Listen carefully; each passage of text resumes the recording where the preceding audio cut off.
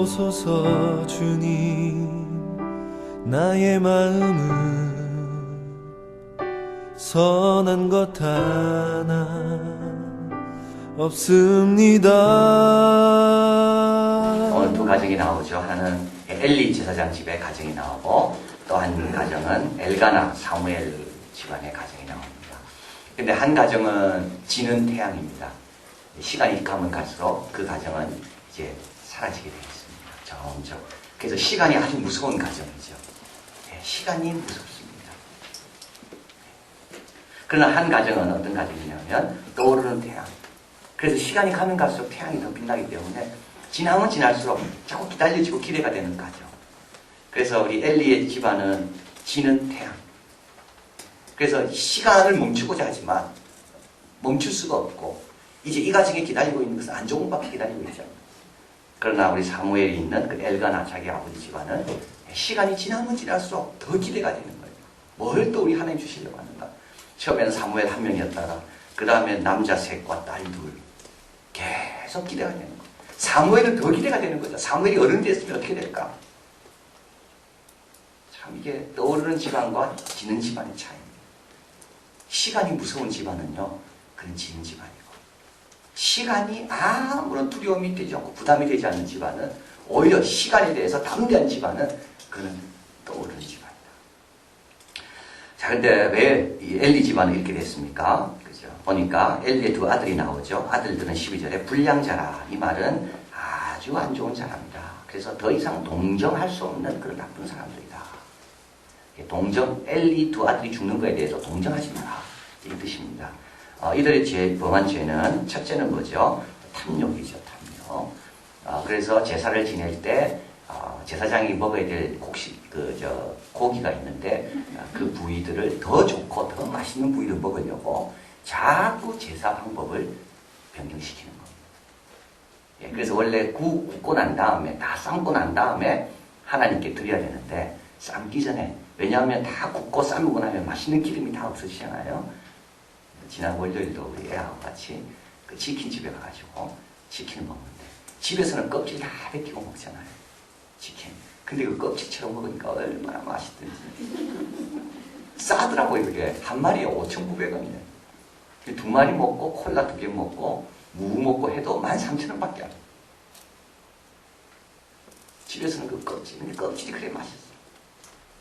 이 기름이 그래 맛있는 겁니다. 그러니까 기름 맛을 본 사람은 그거 할 때마다 그 기름이 다 뚝뚝 떨어지고 기름이 없어지는 것이 얼마나 아깝겠습니까? 모처럼 고기 먹는데요.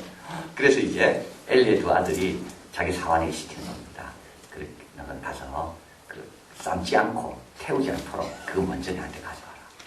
그런데 여러분, 이게 우리가 조심해야 될 게, 항상 뭘 개선하는 게요, 개선의 방향이 중요한 거. 자꾸 제사 방법을 바꿔가지고 어떻게 자기에게 유리한 쪽으로. 아니, 우리가 참 조심해야 됩니다. 모를 때는 그냥 하다가 나중에 조금씩 알게 되면 어떻게 됩니까? 요건 안 해도 되고 저건 안 해도 되고. 자꾸 개선이라는 것이 꼭 좋은 의도의 개선이 돼야 되는데 자기에게 유리한 쪽으로, 자기 편한 쪽으로. 그래서 이번에 우리 금융위기 터진 것도 이게 다 개선과 관련된 거 아닙니까? 그냥 은행에 돈 넣고 자꾸 넣으면 되는데 더 만리한다 해가지고 이렇게 머리 굴리고 저렇게 머리 굴리고 계속 개선. 그게 나중에는 뭐 어떻게 된지도 모르고. 근데 결국 그게 다 뭡니까? 그게 탐욕에 의한 개선이지, 그게. 그게 안전을 위한 개선이 아니죠. 탐욕을 위한 개선. 그래서 결국 탐욕이요, 두려움과 함께 있으면 괜찮습니다. 탐욕이 절제가 되는데, 이 탐욕의 두려움마저 없어지면 이건 큰 문제에 봉착하게 되는 겁니다. 지금 이 엘리의 두 아들들은 지금 어떤 입장이냐면 탐욕에 두려움마저 없는 겁니다. 하나님을 알지 못하더라. 부모도 두렵지 않아요. 자기 아버지도 두렵지 않아. 자기 아버지 힘없는 거 알거든요. 그냥 아무 두려울 사람이 없는 거예요. 여기 왕도 없지요. 그리고 곧 있으면 이제 자기들이 이제 아버지 뒤를 이어서 재상이 된다 하니까 뭐 사환 말 잘 듣죠. 백성들한테 위협하니까 백성들 꼼짝 못하죠. 아무 두려움이 없는 겁니다. 그게 탐욕과 두려움이 없는 그것이 합쳐지게 되니까 걷잡을 수가 없게 되는 겁니다. 그래서 저번에 제가 말씀드린 건데, 두려움에 대한 부족이 탐욕과 무지의 원상이 되고, 탐욕이 두려움을 이기자 문제가 따라온다. 하나님 두려워하는 게 참 중요한 일입니다. 하나님을 경외하고 두려워하는 거. 안 그러면 내 원하는 대로 내 탐욕대로 가다 보면 큰 문제에 봉착하게 됩니다. 그래서 이들은 탐욕. 두 번째는 성적으로 문란했죠. 22절에 보니까는요. 엘리가 매우 늙었더라. 그 아들들이 온 이스라엘에 행한 모든 일과 회막문에서 수종드는 여인과 동침하였음을 듣고. 그래서 자꾸 이제 보십시오. 계속 범죄가 더 하여튼 심각해지는 것을 보게 됩니다. 그리고 23절 25절 아버지의 충고를 듣지 않습니다.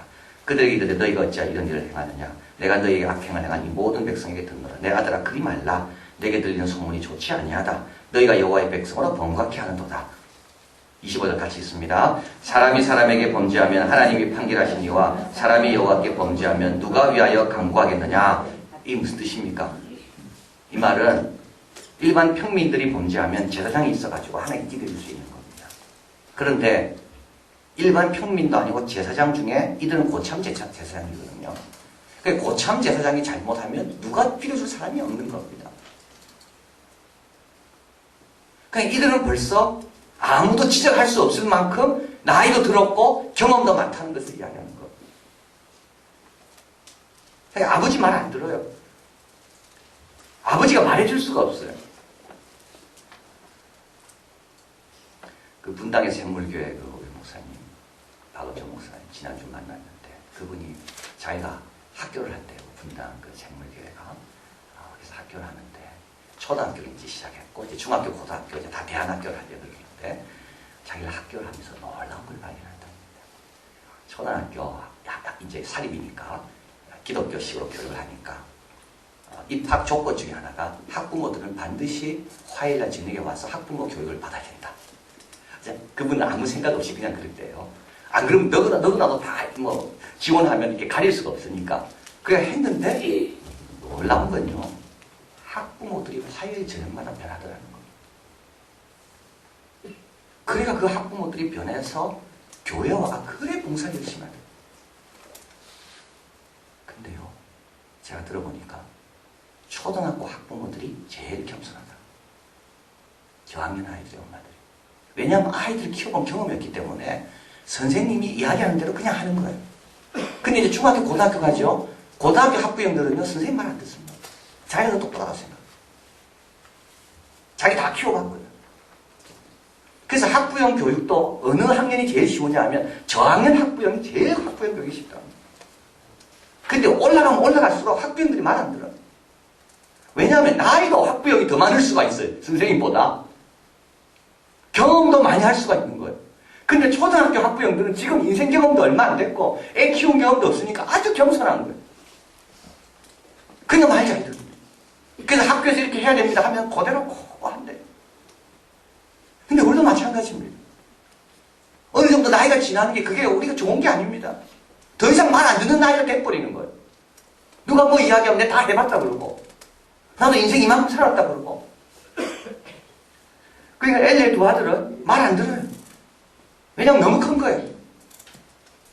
그러면 누구 말밖에 안 남았습니까? 하나님밖에 안 남아요. 이제 끝난 겁니다. 다른 사람 겸손히 말 안 듣는 사람은 이제는 하나님이 나서게 되거든요. 하나님이 나서면 그건 끝난 겁니다. 하나님은 그 사람에게 기회를 주려고 다른 사람을 계속 보냈는데 그래도 교만해가 말 안 듣잖아요. 그럼 하나님이 직접 나선다는 말은 뭡니까? 이제 하나님이 심판하신다는 말. 그리고 12절에 참 무서운 말입니다. 같이 한번 더 있습니다. 엘리의 아들들은 불량자라 여호와를 알지 아니하더라. 너무 무서운 말이에요. 왜 무섭냐?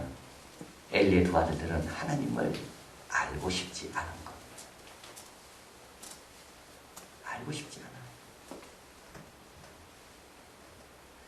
아는 거에 대해서 그렇게 관심이 없어. 알고 싶은 마음이 없어. 저는 이걸 딱 대할 때 나는 하나님에 대해 알고 싶은가? 하나님이 나를 통해 뭘 이루고자 하는 그 뜻에 대해서 내가 알고 싶은가? 오늘도 찬송 불렀지만 하나님이 아들을 버리기까지 우리를 사랑하는 그 사랑이 크기가 얼마나 되는지 나는 알고 싶은가? 한편 두렵습니다. 왜요? 그냥 아는 게 아니거든요. 호세아가 하나님 사랑을 알려고 고매를 취해서 3번이나 용서해야 되잖아. 그러니까 안다는 게 결코 쉽게 하는 게 아니더라고, 하나님은. 그러니까 그 안다는 것이 굉장히 짐이 될 수 있는 겁니다. 그래서 우리는 안 하려고 그러지. 안 하려고, 알려고 하지 않아. 그냥 있는 걸로, 내가 지금 알고 있는 걸로, 이걸로 다 전부 다. 왜냐하면 여기는 불편함이 없으니까, 현재. 알려고 하지 않는구나. 끊임없이 하나님에 대해서 알려고 하면 바리새인처럼 되지 않습니다. 바리새인들은 하나님에 대해 관심이 없어요. 알려고 하지 않아요. 자, 그래서 4가지 탐욕의 죄를 짓고, 성적인 죄를 짓고, 그 다음에 충고를 듣지 않을 정도 교만하고, 그리고 하나님에 대한 관심이 하나도 없어요.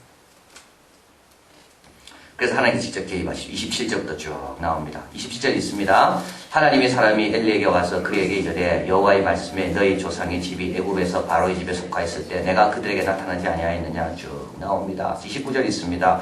너희는 어찌하여 내가 나의 처소에서 명한 나의 재물과 예물을 밟으며 내 아들들을 나보다 더 중히 여겨 내 백성 이스라엘에 드리는 가장 좋은 것으로 스스로 살찌게 하느냐. 30절 있습니다. 그러므로 이스라엘의 하나님 나 여호와가 말하노라 내가 전에 내 집과 내 조상의 집 내 앞에 영영히 행하리라 하였으나 이제 나 여호와가 말하니 결단코 그렇게 아니하리라. 나를 존중히 여기는 자를 내가 존중이고 나를 멸시하는 자를 내가 경멸히 여기리라. 31절까지 읽을까요? 보라 내가 내 팔과 내 조상의 집 팔을 끊어지게 집에 노인이 하나도 없게 하는 날이 이를지라. 모두가 다 젊어서 죽는다는 말입니다. 그러니까 끝나는 거죠. 역사가 이어지지 않는 겁니다. 뭘 좀 쌓으려 하면 또 죽고, 뭘 좀 쌓으려 하면 또 죽고. 35절. 내가 나를 위하여 충실한 제사장을 일으키리니 그 사람은 내 마음, 내 뜻대로 행할 것이라. 내가 그를 위하여 경고한 집을 세우리니 그가 나의 기름 부음 받은 자 앞에서 영구히 행하리라. 자, 그래서 오늘 본문에 보면 나를 존중히 여기는 자를 내가 존중히 여기고 나를 멸시하는 자를 내가 경멸히 여긴다. 하나님 존중히 여긴다는 게 뭘까요? 큰일을 행하는 게 아닙니다. 여기서 지금 뭐 큰일 하는 게 아무것도 없잖아요. 하나님 존중히 여긴다는 말을 적어드렸죠. 스튜어트 홀덴이 이야기하는 거. 모든 선택에서 그의 판단을 존중하고 하나님은 하나님의 판단을 먼저 기억하는 하나님이 뭘 원하시는가를 먼저 생각하는 거죠. 가치의 기준을 그분에게 잡고 세상에서 잡는 게 아니라 다른 사람으로부터 가치 기준을 잡는 게 아니라 우리 하나님으로부터 가치 기준을 잡는 것. 하나님이 뭘 소중하게 여기는가? 하나님에게는 뭐가 중요한가? 여러분 하나님에게는 1등이 중요할까요? 하나님에게는 대학이 중요할까요? 하나님은 오늘 우리가 돈을 얼마 벌었고 남을 얼마 이겼는 게 그게 하나님께 중요할까요? 하나님에게는 뭐가 중요할까? 오늘도 내가 얼마나 기도했는가? 오늘도 내가 얼마나 참았는가? 오늘도 내가 죄 안 지었는가? 오늘도 내가 얼마나 하나님 말씀 읽었는가? 하나님이 중요한 거하고 내가 중요한 거하고 이게 맞춰져야 되는 겁니다. 그게 하나님 경외하는 겁니다. 오늘도 하나님 중요한 게 뭔가? 그리고 또 한 가지는 그분의 영광을 위해 드리고 모든 것을 그분의 영광을 위해서 다 하나님의 영광을 위해서 밥을 먹어도 하나님의 영광 우리 아이가 공부 잘하는 것도 하나님의 영광 내가 돈 버는 것도 하나님의 영광 다 하나님의 영광 봉사하는 것도 하나님의 영광 이 하나님을 존중해야 돼요. 그러니까 선택할 때 판단을 할 때 하나님이 판단의 기준이 되고 내가 아닙니다. 그리고 가치를 정할 때 하나님이 중요하게 여기는 것을 나도 중요하게 여기려고 하고 그 마지막으로는 모든 삶의 영역에 있어서 다 하나님의 영광을 돌리고 그것이 여호와를 경외하는 자입니다. 하나님 그런 사람을 찾고 계시고 이제 그 가정이 누구냐? 바로 엘가나의 가정인 겁니다. 엘리 집은 이제는 아닙니다. 먹는 거에만 관심이 있고 하나님에 대한 관심이 하나도 없습니다. 자, 엘가나의 이제 가정이 나오죠. 18절 같이 있습니다. 사무엘이 어렸을 때 세마포의 모습을 입고 사무엘은 어디서 자랍니까? 여호와 앞에서 섬겼더라. 하나님이 이걸 소중하게 여기는 거예요. 여러분 이게 참 이게 기적적인 거죠. 사무엘이 맛있는 그 고기 덩어리 옆에 있지 않고 사무엘이 어디 있다고요? 하나님 앞에서 있습니다. 사무엘은 불량자들 옆에 있지 않고 사무엘은 하나님 앞에 있었다는 겁니다. 이게 기적입니다. 사무엘은 왜 그랬을까? 그 부모들이 경건하니까 하나님께서 사무엘의 귀와 눈을 막은 거예요. 부모가 경건하게 하나님 섬기니까 하나님께서 그 아들을 보호하신 거예요. 사무엘이 얼마나 그걸 먹고 싶겠습니까? 그리고 사무엘이 얼마나 호기심이 많았겠어요. 엘리의 두 아들들이 마음대로 방탕하게 지낼 때 사무엘도 얼마나 그게 궁금했겠어요. 그런데 하나님께서 사무엘은 전혀 궁금하지 않도록 사무엘 눈과 귀를 딱 막아버리신 거예요. 그래서 사무엘은 어디가 더 좋으냐 하면 여호와의 집에 있는 게 더 좋은 겁니다. 근데 그게 누구 때문이냐면 그 엘가나의 그 부모 때문이라는 거죠. 부모. 사무엘의 부모. 늘 세마포 옷을 치우고 하나님의 앞에 제사 드리러 매번 나오고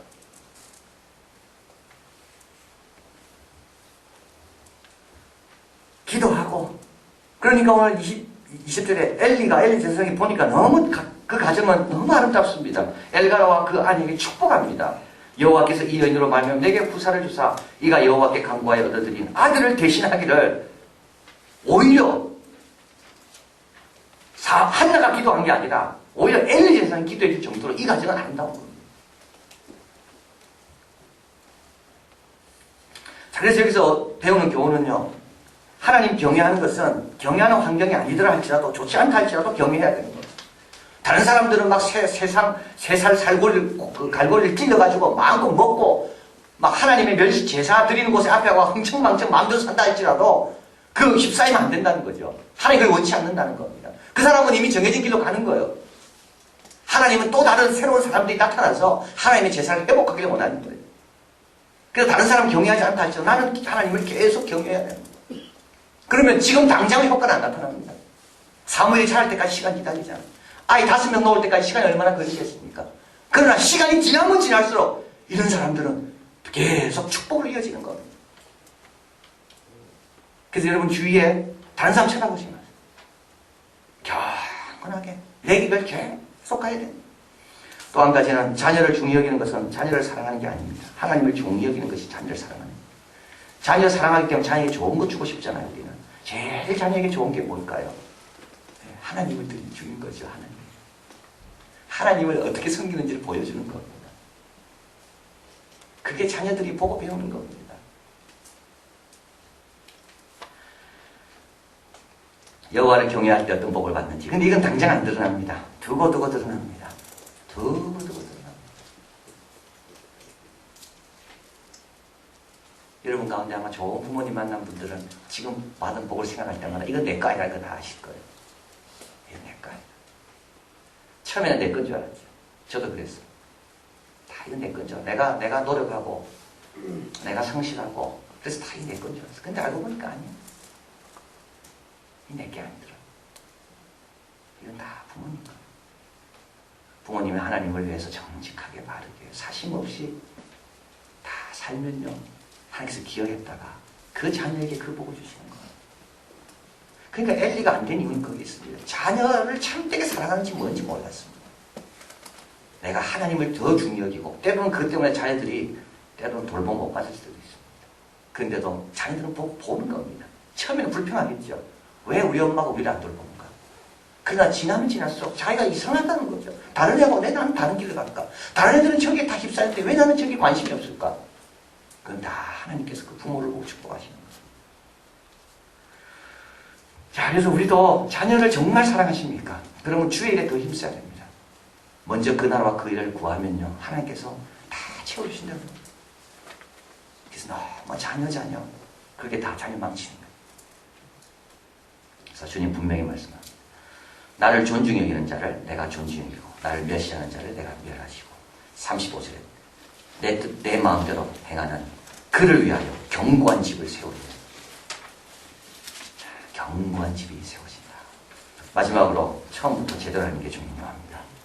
처음부터 신문에 제가 읽었는데 우주왕복선 로켓 너비의 그 길이가 폭이 말 2마리 엉덩이 폭과 같답니다. 그래서 이제 로켓을 쫙 발사하잖아요. 그럼 이제 로켓 발사할 때 로켓이 쭉 올라가는데 그 디스커버리처럼 그런 거 말고 일반적인 로켓.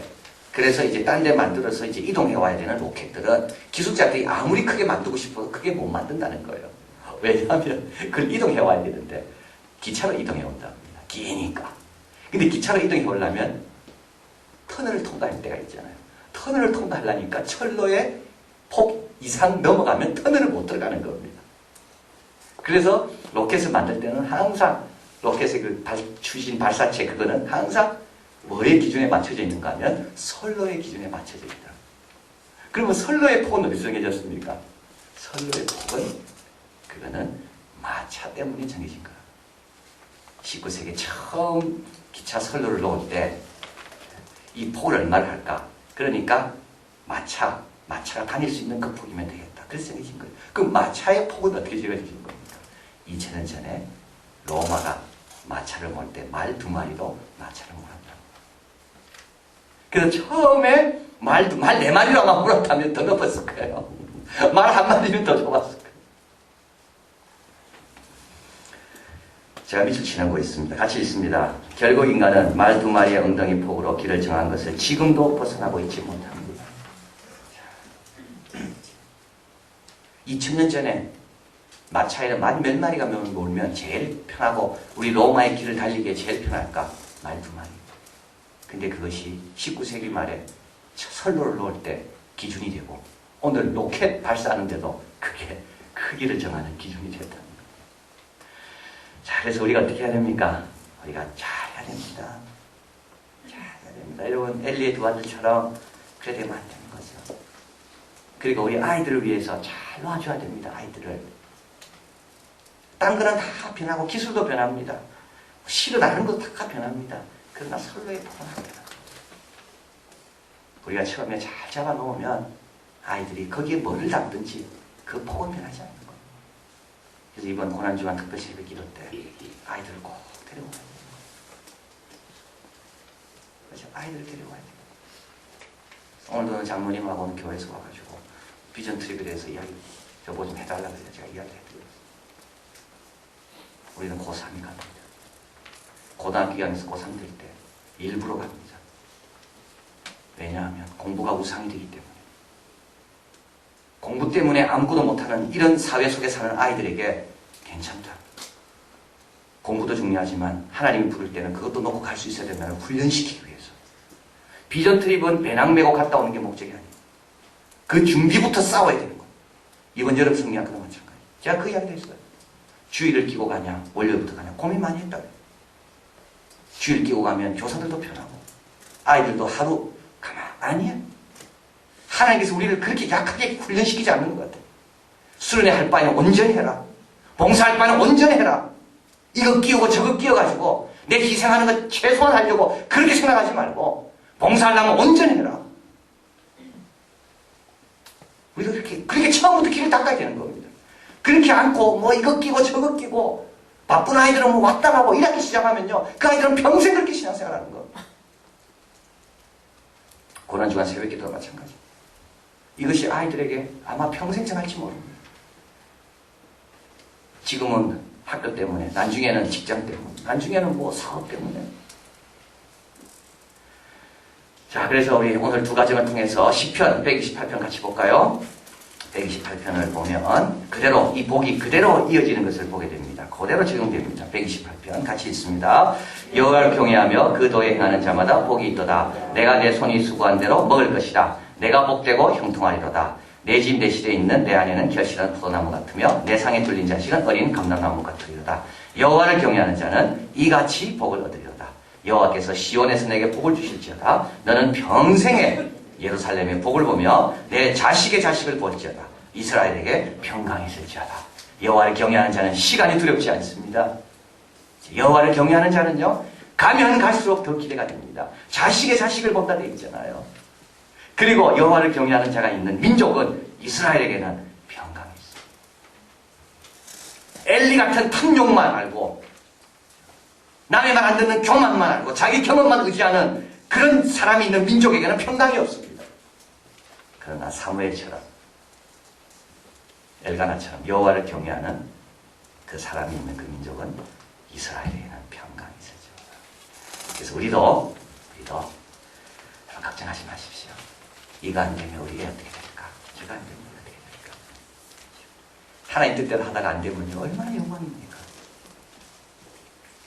하나님 뜻대로 하다가 고난받고 잘 안 되고 1년 재수하고 얼마나 영광입니까? 그러다가 되면 또 얼마나 감사합니까? 그리고 1년이 문제가 아닌 것 같아요. 저는 평생 그 아이가 다 그 길을 가는 겁니다. 기도하시겠습니다.